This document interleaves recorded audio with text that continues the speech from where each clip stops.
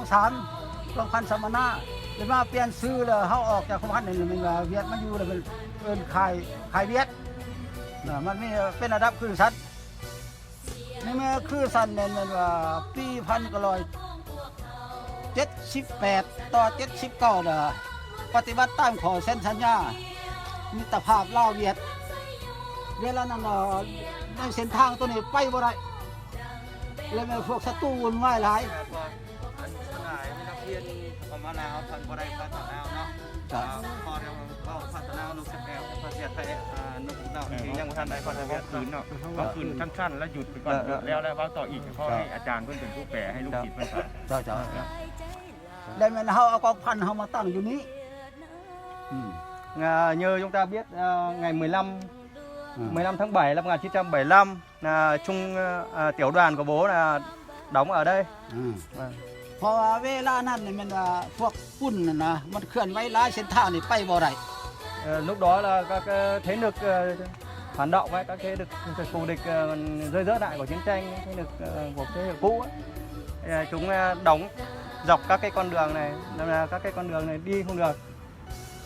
จากหันแล้ววันนี้ปฏิบัติตามขอเส้นสัญญามิตรภาพลาวเวียดจึงส่งกองพลที่3เนี่ยมาอยู่นี้เพื่อรักษาสายทางแต่นี่หาเวียงจันทน์แต่สลาฟุกูลหาเวียงจันทน์ Để thực hiện theo cái hiệp định giữa Lào Việt Nam đã đưa quân đội Việt Nam nên là quân của quân đoàn 2 ấy, còn quân đoàn 2 của chúng ta đến để bảo vệ các tuyến đường huyết mạch của Lào tại đây. คือว่าตั้งแต่ปี1978ฮอด1987ฮอด87น่ะเวียดนามกลับคืนปฏิบัติตามข้อเซ็นสัญญาแล้วนั่นล่ะถือว่าเส้นทางนี่ปลอดภัยหมด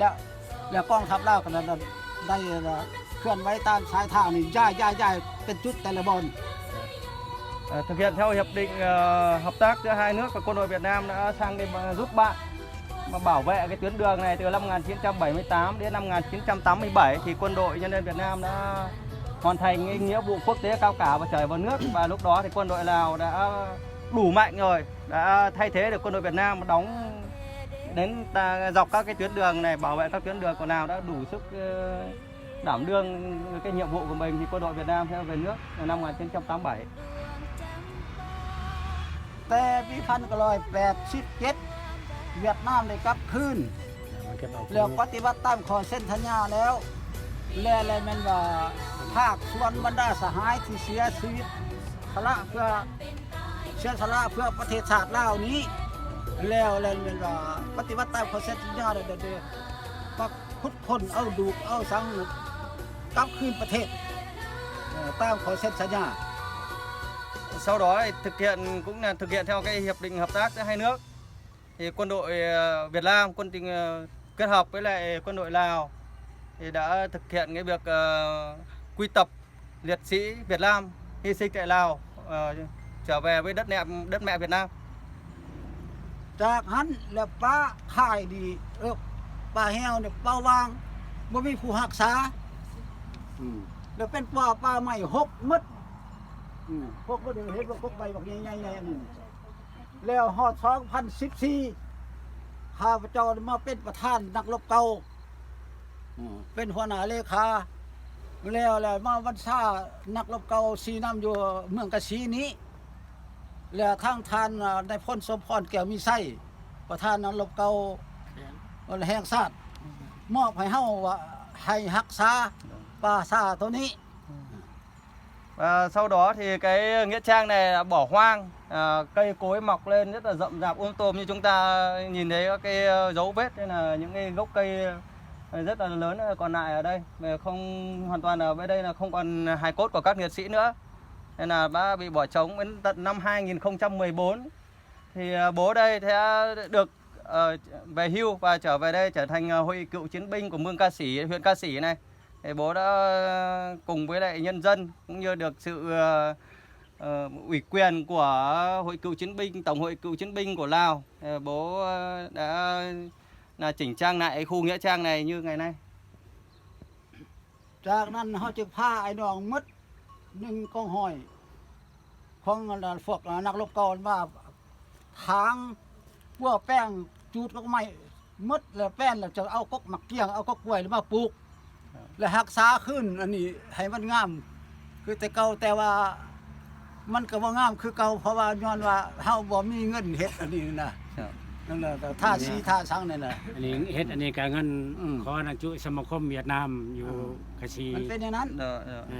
เวียดนามช่วยนำชี บ่เก็บเงินนำไอ้น้องเฮาเอง แล้ว นี่ ก็ มาเฮ็ด ได้พอสิมังอยู่นำโรงงานสิมังรังสาม เฮ็ดนำกันคือสิร่วมกันนี่ มาเพื่อแปลงเนี่ย Hội cựu chiến binh ở huyện Ca Sĩ đã cùng với lại nhân dân và các cái cán bộ chiến sĩ của huyện Ca Sĩ ở đây đã trùng tu lại cái di tích lịch sử này, và cùng với lại nhân dân thì đã tu tạo lại, vì tiền không có nên phải nhờ sự giúp đỡ của nhân dân, như là Hội người Việt Nam ở huyện Ca Sĩ, như là xin xi măng này, sơn các thứ là để chỉnh trang lại, tuy nó không đẹp và không mới như ngày xưa nữa, nhưng mà cũng gọi là tạm được là nơi để chúng ta tưởng nhớ các anh linh, các anh linh của các liệt sĩ. จากขันมาถึงเพื่อแป้งแต่ละปีพวกเขาเอาไอ้น้องมาทางเพื่อมดแล้วปีนี้หันเป็นว่าอะไรทางซาหน่อยนึงย้อนว่าสภาพอันโควิดอันมันเกิดขึ้นแล้วมาร่วมกันบ่ได้ระยะโควิดนี่ว่าบ่ได้ให้มาละป้าละหกปีนี้ก็ตัดสินใจเลยเป็นว่าแนวใดก็อย่าแล้วสองศาสตร์เฮาเลยมันเคยสู้รบพร้อมกันเคยรักษาชีวิตนำกันเลยต้องเฮ็ดเวียดใต้กับลาวใต้คือกันเลยมาเฮ็ดนำกัน Bố hàng năm thì Hội cựu chiến binh cùng với nhân dân đều đến đây để dọn dẹp cái khu nghĩa trang này, nhưng mà 1-2 năm trước thì do tình hình Covid không dọn dẹp làm được, nhưng năm nay thì Hội cựu chiến binh và nhân dân đã quyết tâm, do Covid thì cũng mặc Covid thì cũng đến để chỉnh trang lại, thì dù Việt Nam bên nào là cùng chiến đấu chung một chiến hào, sống cùng chung sống, chết cùng chết, thì Covid thì mặc Covid thì cũng đến để cố gắng chỉnh trang, dọn dẹp lại nghĩa trang để cho sạch đẹp, để chúng ta đến để thắp hương buổi ngày hôm nay. ทุกสันมาถึงฮอดมื้อนี้เฮาก็ดีอกดีใจที่ได้เห็นนั่นล่ะแล้วลูกหลานทั้งเวียดนามยังระลึกถึงพ่อแม่อ้ายน้องลูกหลานที่เสียชีวิตเพื่อชาติลาวพวกเฮาเป็นคนลาวพวกเฮาได้เห็นหน้าเห็นตาอ้ายน้องทั้งหมดสองชาติของพวกเฮานี่สามัคคีกันแล้วมาร่วมกันมาคารวะบูชาและนึกถึงบรรดาสหายที่อุทิศเพื่อประเทศชาติเพราะเฮาบอกว่าเวียดนามก็คือลาวแล้วมาอยู่ในที่นี้แต่สั่นในวินาทีสุดท้ายนี้แต่เฮาตั้งหน้ากองทัพลาวตั้งหน้าชนลาวก็ขอไว้ใส่ให้พรบรรดาน้องนุ่งลูกหลานทั้งหมดที่ได้สละเวลาจากประเทศเวียดนามมาเคารพบูชาอยู่ในที่นี้และขอให้อยู่มันอยู่ยืนคำเจ็บจะใดคำไข่ยังมีหายคอหายน้ำหายพยาโลคาอยู่วิทย์อย่ามาใกล้โควิดนี้ใกล้ๆมืดบ่ให้มาใกล้เศร้าศาสตร์เฮาเนาะขอจบเท่านั้น Hôm nay bố cũng như là nhân dân các cựu chiến binh của Lào đây, bố lên 2